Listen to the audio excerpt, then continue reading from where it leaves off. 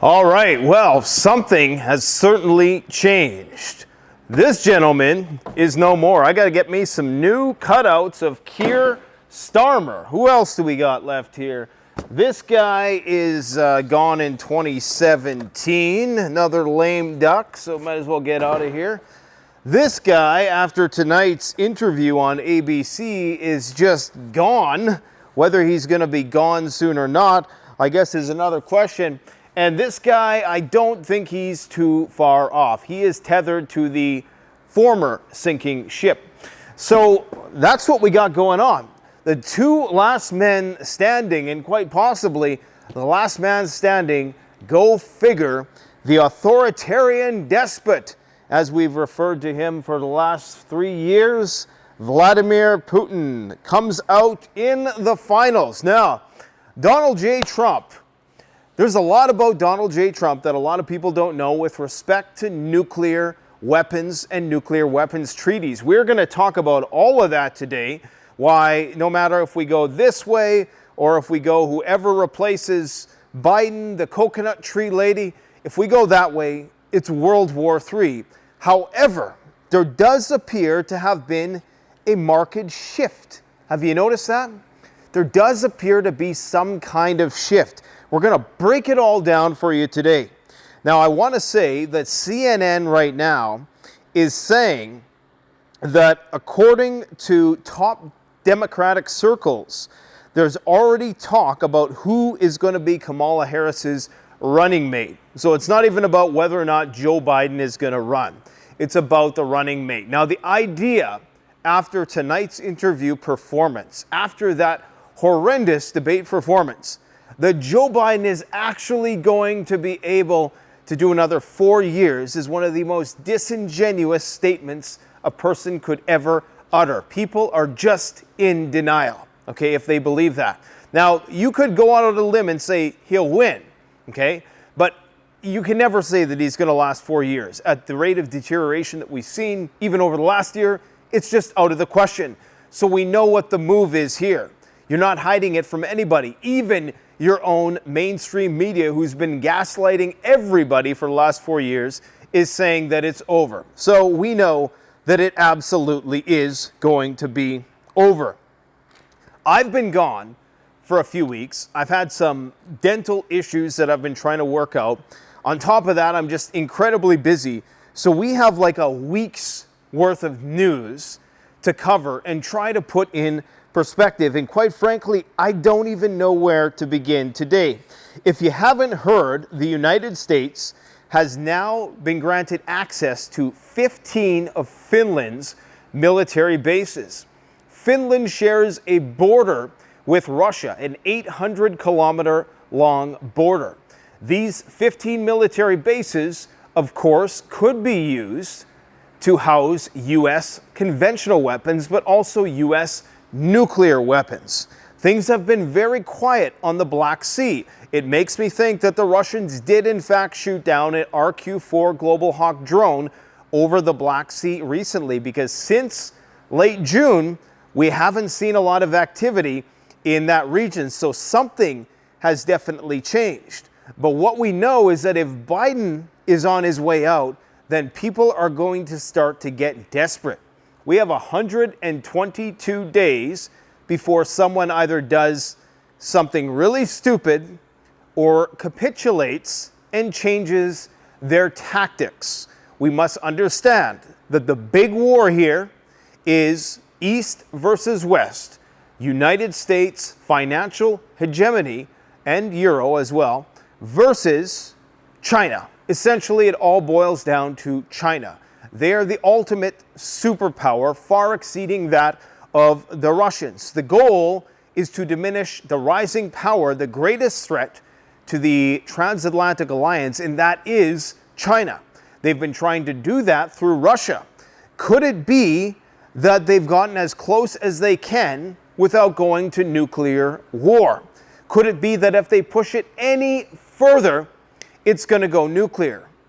I'm quite amazed by the confidence of Viktor Orban going to talk to Vladimir Putin, especially after the incidents that we've seen with Robert Fico, where he was nearly assassinated, Now, they're trying to say that that's a random one-off thing. I don't know. Maybe it was. Maybe it was some sort of intelligence agency psyop. And by that, I mean the guy was kind of like what was it called? The MK Ultra type stuff where they mess with people's heads. Maybe it was that.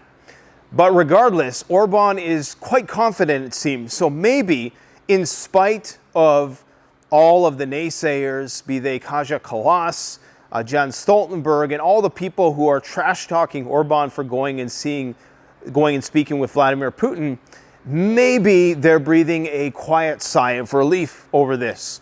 Because right now, things are getting down to the wire. The Russians are actually starting to push on every single front. Things are ratcheting up, and I don't have any answers for what is going to transpire, because right when you think that these guys are starting to relinquish a little bit of power here, they'll come out tomorrow and they'll say, we're going to send Ukraine 1,000-kilometer range missiles. So we just never know what's going to happen. But I'm going to try to break down what I know, and we're going to just try to put the pieces together here, free form, in an impromptu manner. Now, it's important to understand that Vladimir Putin has explicitly stated that regardless of whether Trump gets into power or not, that it's not going to make much of a difference. Now, he is open to potentially talking about peace, but he's made one thing abundantly clear, that Ukraine, the 4 regions, are off the table in terms of negotiation. That the precondition is that Ukraine must remove all of its troops from the entirety of the 4 regions. So not just the regions, the part of those regions that the Russians have captured, but all of those regions, from Kherson to Zaporizhia to the Donbass. And what that means is that the Russians still have a long way to go. So if Vladimir Putin is saying that in spite, and Viktor Orban came back today and he said the gap between what Putin wants and what Zelensky wants is as wide as it's ever been. But he also said that 20 hours or 100 hours of peace negotiations with no result is better than 1 second of a missile fired. So, and on that note, I would have to agree. But when we see this type of aggressive last-ditch diplomacy starting to happen, it either means one of two things. It means that the West is about to capitulate, or it means that this is the last chance, that this is the final chance before we cross that red line, that ultimate red line, which of course is going to be the introduction of the F-16s. Now they're stalling on the F-16s right now. They're starting to say, and you're starting to see this in mainstream media publications, that maybe Ukraine doesn't have the facilities in place in order to defend or in order to use the F-16s, because they need very finely manicured runways and a very delicate infrastructure for them to be leveraged effectively. So what it could possibly mean is that they're going to bring in these 8 Patriot missile batteries, 8 of them from Israel. Well, they're going to send them to the United States first, and then they're going to get sent to Ukraine because Israel needs Russia to kind of act as a stabilizing force within Syria. So it's a complicated state of events. But this is perhaps what they're going to bring in first in order to try to protect these planes if they're going to launch from Ukraine. It starts to look like, as my long-standing theory, that they're going to do it from Romania, from Poland, which is why Poland is on a very high state of alert right now, as is all these surrounding countries, from Belarus to northern Ukraine. But it's starting to look like perhaps they're trying to get the Patriot batteries in play first. Now remember, 2 years ago, when they shipped 1 Patriot missile battery, everybody thought that was the ultimate red line. Some people thought that that was going to be what compelled the Russians to use nuclear weapons. Now they're talking about sending 8, not talking about it. I'm pretty sure it's a done deal at this point. It's just a matter of getting all the paperwork done. So if it's a done deal at this point, it could just be that the whole goal here is to try to get the defensive weaponry in place and then introduce those things to the battlefield. Either way, Vladimir Putin knows that Ukraine is going to try to buy time. And if you think he trusts this guy, think again. Case in point, this is Donald Trump's nuclear track record. For anybody who thinks that it's only Joe Biden bringing us close to World War III, and I know there's some people who cling to this guy religiously. I would say that if you're politically clinging to anybody, that is anti-constitutional in a way. It's anti-American to have any sort of demigods that you should worship. You should be instrumental in who you vote for. And if you think that Donald Trump is the best candidate to do it at this point in time, who am I to argue that? I mean, I would debate people on certain things, but I wouldn't necessarily, feel that I have to convince you of that. But what I will say is this. Donald Trump's nuclear track record is as follows. He single-handedly withdrew from the Intermediate Nuclear Forces Treaty in 2019. In fact, some people say that was one of the major factors which caused this guy to go into Ukraine, okay? He got rid of the Iran nuclear agreement. So this, of course, compelled Iran to want to nuclearize more, depending on how you look at it. Some people will say, well, this caused them to go into bankruptcy, or not quite bankruptcy, but it caused a lot of economic problems. But as we've seen, sanctions never work. They never have worked. In fact, they only make a country forced to be more self-sufficient. So sanctions always backfire. He also withdrew from the Open Skies Treaty. The Open Skies Treaty was one in which allowed nations to look via satellite, via airplane, of course not flying your planes within a country's airspace, but I think it was primarily satellites. You could, surveil to see what was happening. So he backed out of that as well. He also told a Puerto Rican governor that if nuclear war happens, we won't be second in line in pressing the button. Now that might bring people assurances that perhaps we could limit the outcomes of a nuclear war for our territory. But that also means that there's a higher risk that he'll push the nuclear button first, which of course will compel the Russians and the Chinese and whoever else wants to get in on the fun to fire back. So this idea of he's more open to what they call a preemptive strike is problematic, because the Russians hear that puts them on a higher state of alert, okay? Last month, Trump's former national security advisor, Robert O'Brien, called on Trump to resume nuclear tests for reliability and safety in the real world for the first time since 1992. The corollary to all of this, of course, is going to be that all other countries, as soon as we start nuclear testing, then it's on.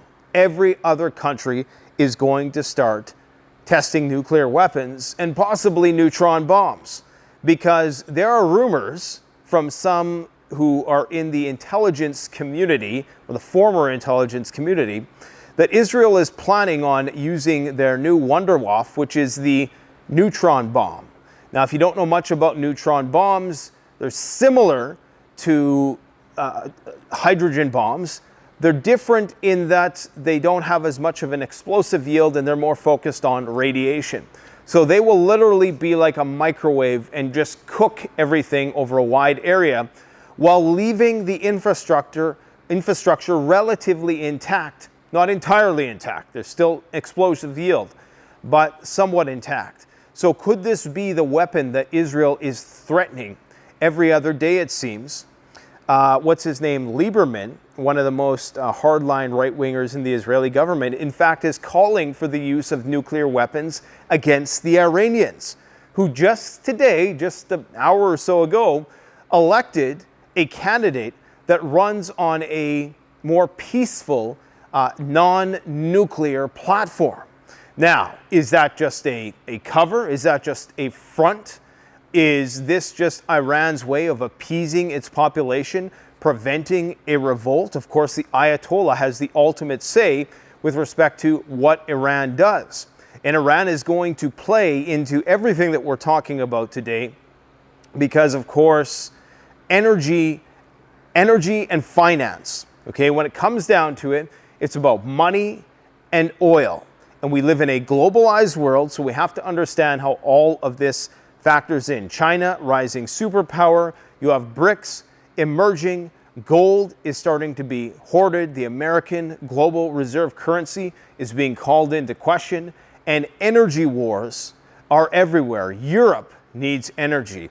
I would argue still that the United States is going to need energy moving forward for a variety of reasons that are unforeseen at this period of time, but they pertain to artificial intelligence and automation. That takes immense amounts of energy. Internet 3, 4, 5.0 will take immense amounts of energy. So this is all about energy. And contrary to my recent guest, we disagree, that's Doomberg, on the availability and the abundance and the ease of access to oil. Okay, it's not infinite. And if you know it's not infinite, there's a reason why we're in the Middle East. There's a reason why we're in this war with Russia.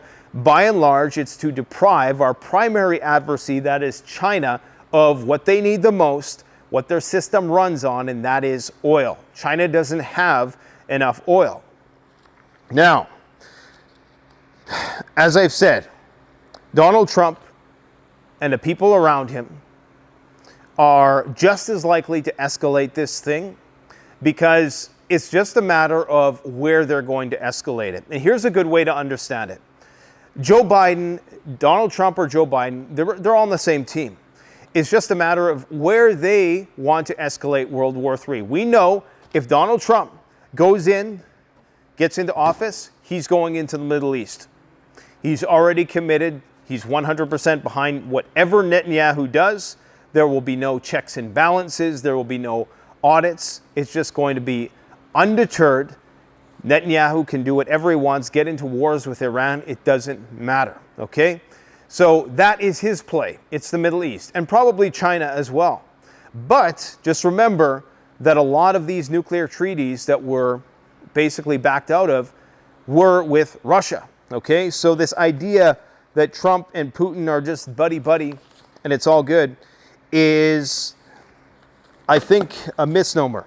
Now, Trump is not going to fix the problem with Russia. The Russian ambassador to London, Andrei Kelin, has said that Trump will hardly end the war within 24 hours. During an interview with Sky News, he was asked, will Trump end the war? He insisted that everyone, including Donald Trump, should be realistic about the situation on the ground. He warned that Vladimir Putin is not going to stop his offensive actions should there be any negotiations to the end of the war. We are advancing. It's wrong to think that there is a stalemate over the special military operation area. There is no stalemate, he claims. It should also be known that Donald Trump is talking about Bitcoin as a strategic reserve asset. Not grain, not oil, not ammo, not medicine, but Bitcoin.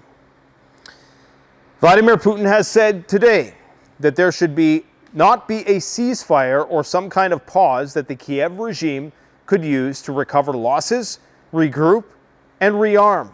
Russia is in favor of a complete and final end to the conflict, he stressed. Now, I've heard some rumors. I believe it was Kim Iverson, who's an independent media reporter. Let me get a little closer to the camera here. There we go. That's a bit better. It's hard to fit all these guys in the frame and then do the video. She had a theory that Zelensky is being held hostage by the Azov battalion, by the hardline nationalists, who really the only true ideologically driven fighters that are remaining right now. Everybody else is a conscript. You got hundreds of guys trying to flee the country every single day. Now, if you want to cross the border, you have to basically show your military enlistment passport to prove that you've enlisted in the draft. I don't even know how they're balancing out who's essential and who's not, but it would be a good case study to see, because that whole trial run that we had with the pandemic would be somewhat transferable to a World War III situation, because remember who they were classifying as essential services? Well, I think that those essential service jobs would likely be the last to be plucked if you needed manpower. So, you know, become a farmer, I guess, because you're always going to need food. Viktor Orban went and visited with Vladimir Putin, as some of you probably know. And of course, this is allegedly to the dismay of a lot of hardliners in NATO. I think that the reason why Orban went to go and chat with Vladimir Putin is that he knows the writing is on the wall. He knows that Ukraine could potentially fall without NATO support. And there is an issue of Transcarpathia, which historically had a lot of Hungarians in it. Now, I'm not a historical expert on this region, but there's some revanchist theory here that says that maybe Hungary is trying to get in Putin's good books so that they can, at some point, if Russia does go all the way to the western part of Ukraine, maybe, you know, Hungary can take that problem off their hands. So that is one possibility. In spite, or I should say despite of the apparent waffling on whether or not we should support Ukraine anymore, they're still going to be getting another $40 billion from the EU next year. You still have one of the most Russophobic, aggressive hardliners now being one of the EU's lead diplomats, that's Kaja Kallas. And everybody's still militarizing. Like right now in Estonia, you have is it Estonia or is it, I think it's Lithuania actually, the capital there, Vilnius. They are starting to warehouse hedgehogs and anti-tank barricades for when the Russians advance. Okay, so they're actually starting to amass all the defensive fortifications to defend the city. And they're not even at war, but they're already starting to do this.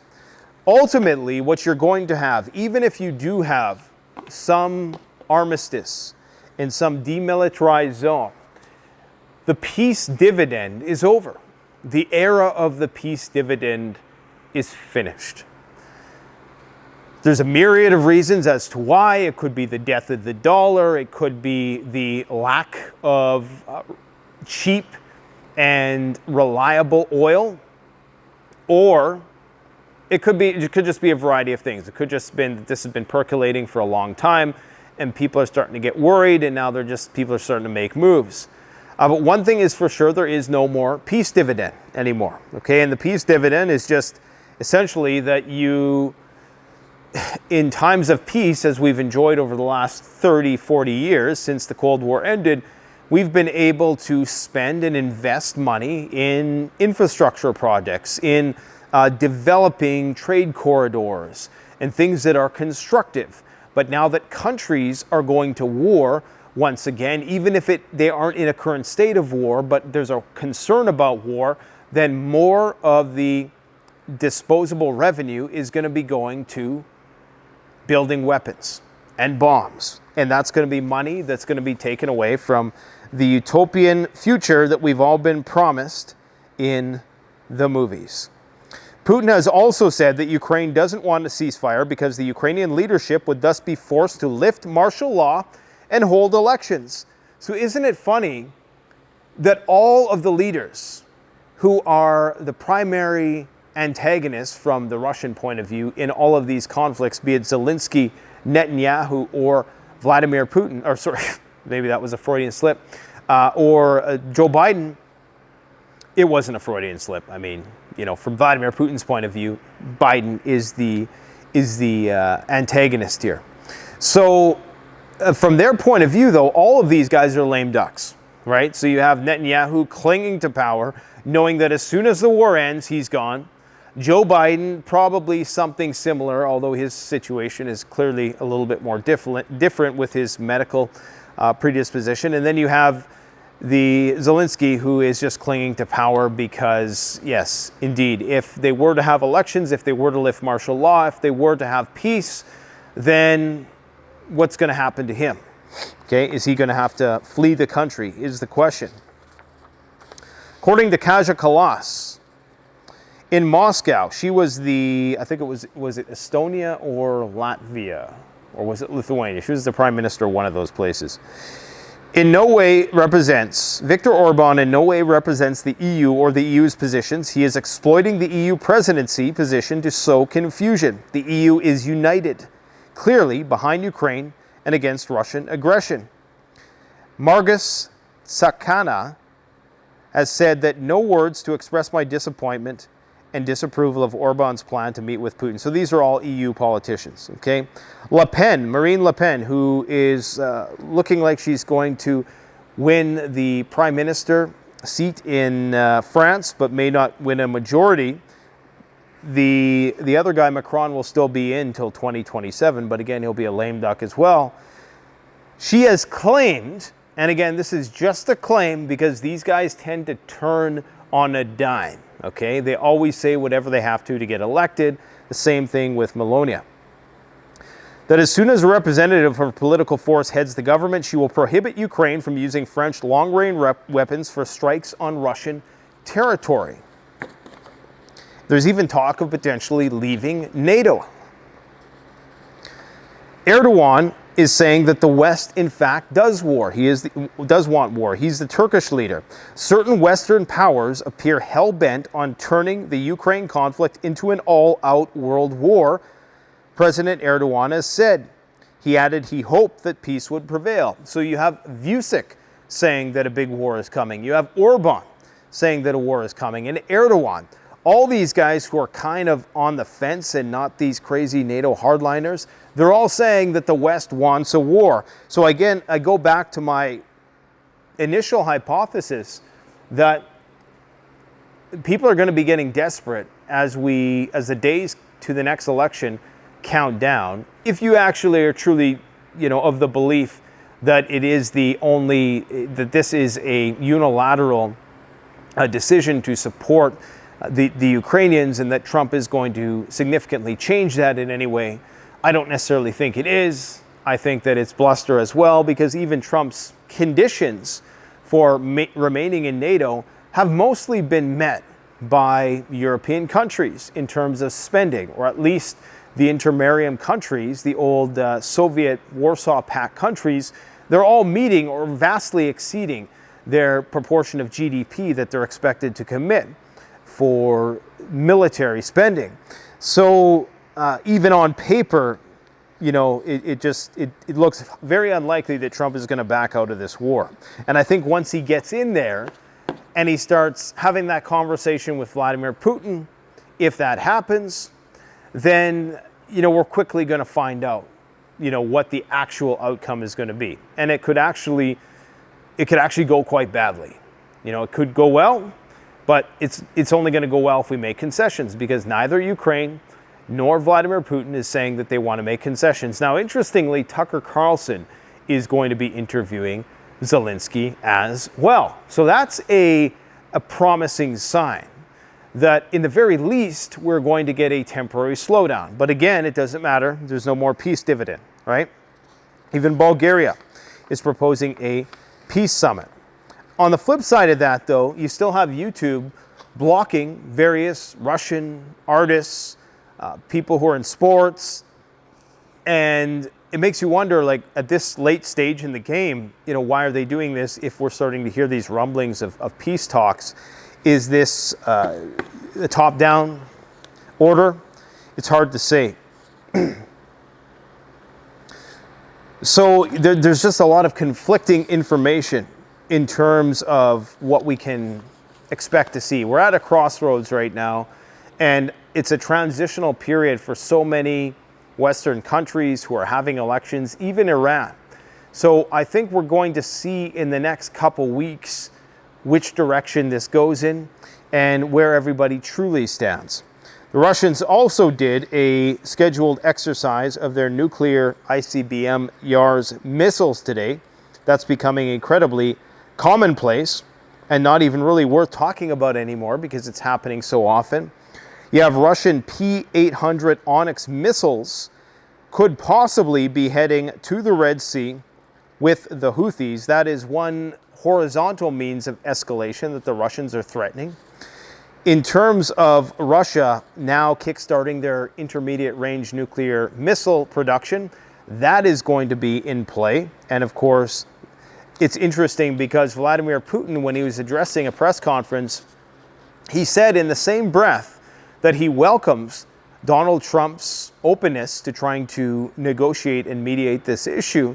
However, that they're also going to be looking at starting up production of these intermediate range nuclear weapons.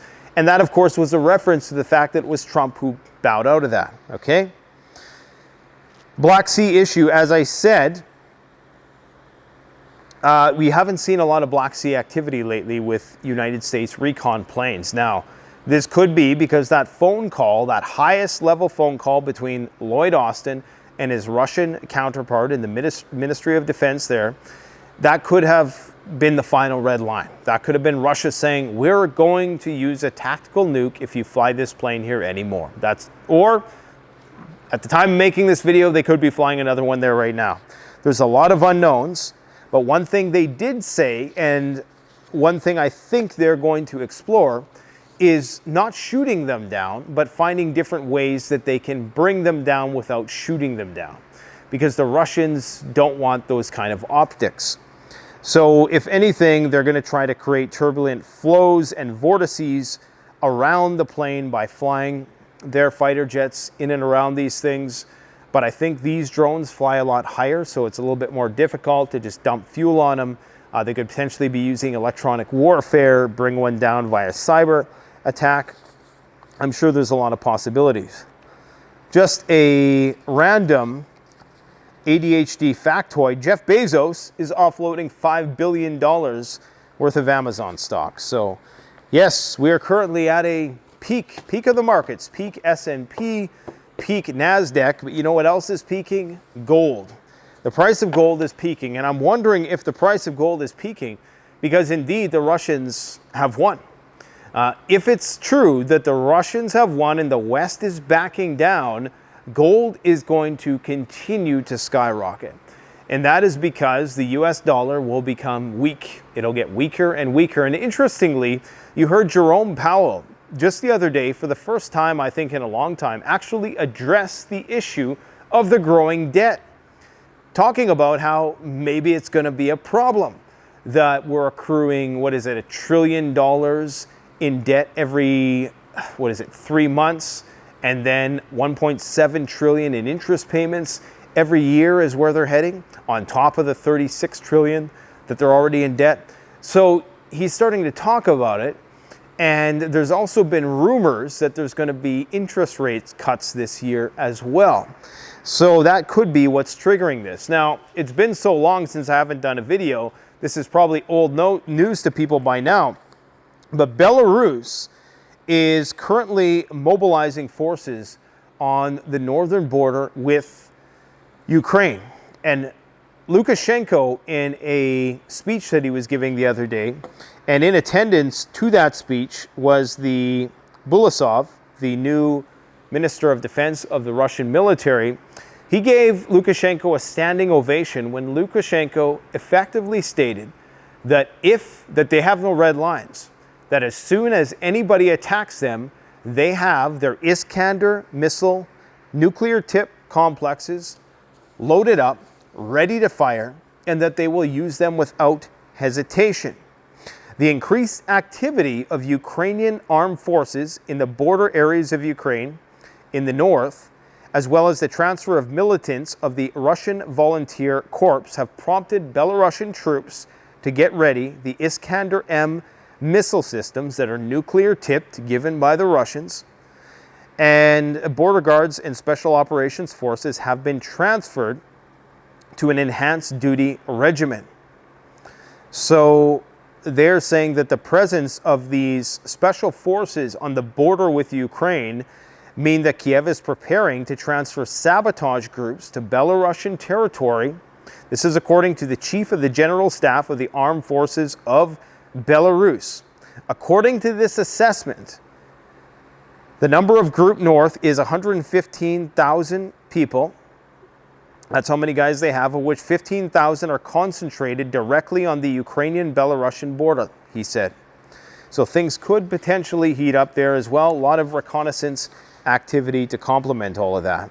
It's been so long since I made a video that I probably didn't talk about the fact that the Zaporizhia nuclear power plant was also hit. And this time there were casualties. 8 casualties to be in fact. Russian nuclear power plant workers injured in a Ukrainian attack. This was just days after a radiation detection station at that nuclear plant was destroyed. So the governor of that region, Rogozin, who was the former head of the Roscosmos space program in Russia, which also oversees a lot of Russia's nuclear capabilities, their ICBMs, rocketry, he basically has now called for Zaporizhia to be wiped off the map in terms of the Ukrainian forces, signaling that the Russians are going to go all the way in that direction as well. There's rumors, these are just rumors, that Ukraine is going to be moving the capital of Kiev, if things get really bad, all the way to Lvov in the west. According to Vladimir Putin, the reason why he is not going to agree to a ceasefire until Ukraine agrees to give up the 4 territories is because, according to him, when they were outside of Kiev in the early part of 2022, when they were dug in with the self-propelled artillery, you know, they had it all set up right around the city there, and you had those iconic shots of the Ukrainian troops on the bridges, guarding the bridges of Kiev, and all the barricades in place. He said that they could have went into Kiev, they were ready to go in, but because of this deal that was being brokered, which of course was derailed by Boris Johnson at the time, now we're on the 4th prime minister since that time, isn't that insane? That they could have went into Kiev and done it in 2 weeks. So that's why they're not backing down anymore. That's what they say, not me. Don't shoot the messenger. Estonia is confident that it will be able to hold off the Russian army for 2 weeks in the event of a direct conflict. A whole 2 weeks. Just long enough, they claim, for the 5,000 German troops to get there, I guess. But they're genuinely concerned that the Russians are going to continue with their expansionist strategy, even though the Russians are claiming that they have no imperialist ambitions, that they simply want NATO off of their doorstep. But now they have it with Finland, that has now opened their legs to the U.S. military-industrial complex to place nuclear weapons just a few miles away from one of Russia's largest cities, St. Petersburg, which is home to 5 million people. You're going to have potentially U.S. weapons and nuclear deployment systems first, right on the border of St. Petersburg. 1 month before Ukraine defaults on their debt. According to the British magazine, The Economist, Ukraine has only 1 month left to try to reach an agreement with its creditors. Otherwise, the country will face default. I'm not sure if anything's been brokered in the last 24 hours. There were talks that it would be, but there's another problem with Ukraine as well. They're going to run out of energy. In fact, if it gets too hot there, they're going to have more blackouts because people are going to be using more air conditioning. That's the only way you can survive in high-rise building in plus 30 temperatures is if you have air conditioning. And that's going to cause a drastic economic slowdown. But more importantly, come wintertime, their grid has been, for the most part, destroyed. I'm not sure of the exact figure. I presume it's in the 50 to 80% of their energy infrastructure has been destroyed. They've now backed out of the gas transit deal. So does that mean they're going to blow up the pipelines that run through the country now that they're not charging those fees to have that gas pass through? There's a lot of things in play here. But one thing to consider, the insanity of this, the insanity of lending Ukraine money, knowing that in order for them to pay you back, they would have to win the war. Now, what would it actually mean for Ukraine to win the war? Well, Vladimir Putin has made it abundantly clear that if Ukraine wins and expels them from the 4 regions with the help of the West, then it's going to mean nuclear Armageddon. So these bankers are banking on nuclear Armageddon. And you know, this got me thinking about something I said probably a year or so ago with respect to what money is. Money is war bonds. All money are war bonds because it's really more of a measure of how capable your country is of defending itself. For example, you have the US dollar, which is one of the most sought after currencies in the world. The most sought after currency in the world. Why is that? Well, it's because they won the war, and they're still barely winning the war.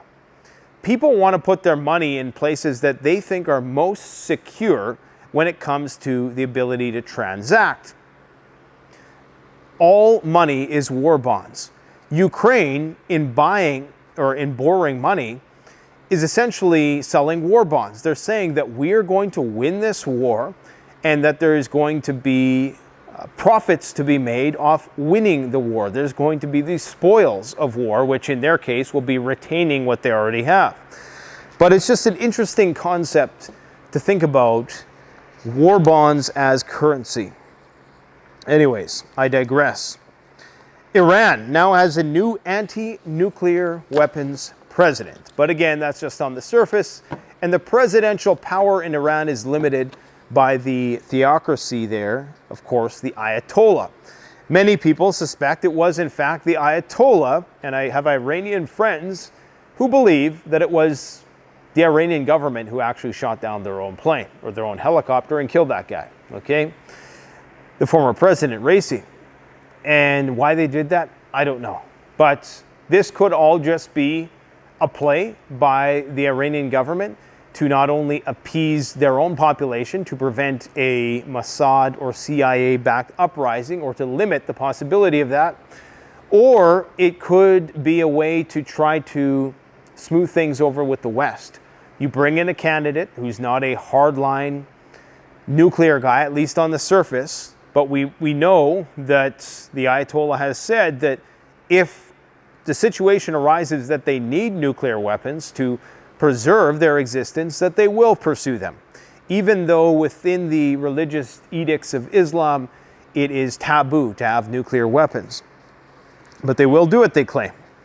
Top Hezbollah commander was killed in the last week. There's been hundreds of rockets fired. In fact, just yesterday was one of the most aggressive days for activity on the northern border.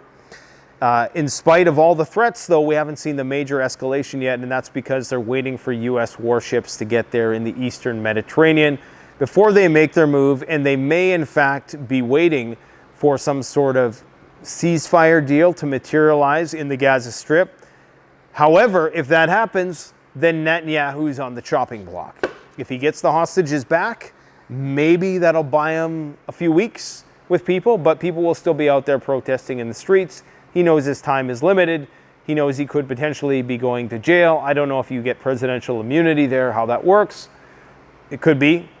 But if they decide to pivot to the north, which every indication signals that they're going to, then of course that's going to be a perpetual war. And all that's going to do is just start the war with Hamas in the West Bank once again and bring Syria, bring Iraq, and invariably it's going to bring Iran into that issue as well. And then you have Yemen as well, who's going to continue to bombard Israeli ports and Israeli ships.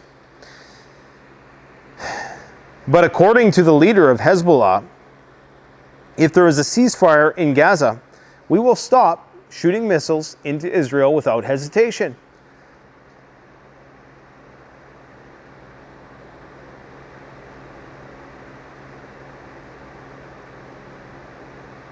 Now, sorry about that long break, just thinking about something. Think about all the work I have to do when I get home this weekend. Okay, so there's a concern that Israel, in an act of desperation, they're really starting to threaten the use of non-conventional weapons. And there are talks that they may in fact use these neutron bombs if pushed, because there doesn't seem to be a way in which they can win a conventional war against Hezbollah, especially if the entire region flares up. Now, they are preparing the hospitals. They are moving critical intensive care units.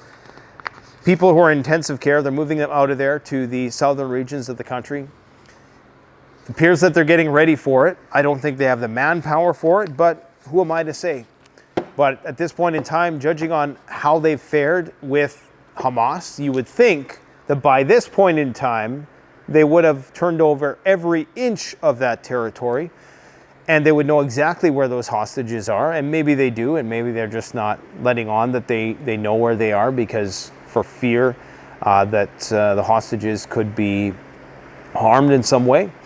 But either way, it still does seem like things are escalating, even though oil has ticked down a little bit marginally in the last day or so, while gold continues to go up and Bitcoin crashes.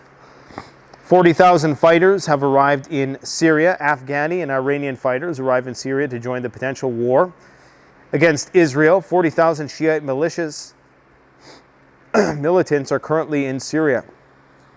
You'll have to forgive me today, guys. I'm still having problems with my neck and just general soreness of my jaw as a result of this dental issue I had recently. Trying to keep it together the best I can. I think that's all we got to talk about today. There's a lot of other stuff going on, like space warfare and things of that nature, but that's the gist of it.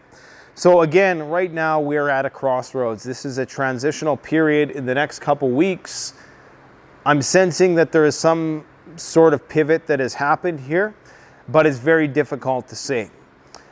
Let's keep our fingers crossed, because if it's true that World War III is called off, which realistically it hasn't been, then that's cause for celebration, and we can all breathe a sigh of relief.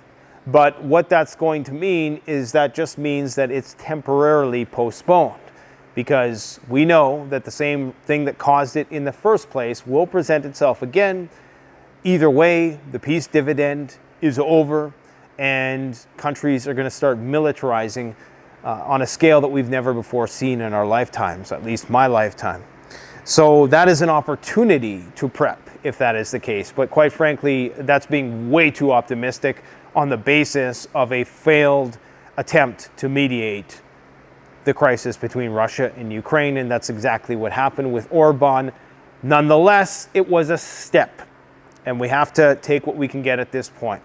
Would encourage you guys to go and check out the interview we just did with Doomberg, as well as the other content we've released in the past week with respect to how to build a post-collapse garden, how to build a synoptic food forest, as it's called, where you can have a system of plants that complement one another. It's a type of permaculture, and we show you how to do it step by step. Really easy to do. I know it's probably going to bore most of you guys out there who just want the bad news. I get it though. You want to stay informed, and we condense it and aggregate it in a way which is to the point, and that's what I try to do here. I don't like rambling on about stuff. If I do ramble on, I want it to be incisive analysis that at least gives you something to think about. So I hope that's what we're bringing to you on this channel. Anyways, gotta go do some work on the farm. Thanks for watching. Don't forget to like, comment, subscribe. Canadian Prepper out.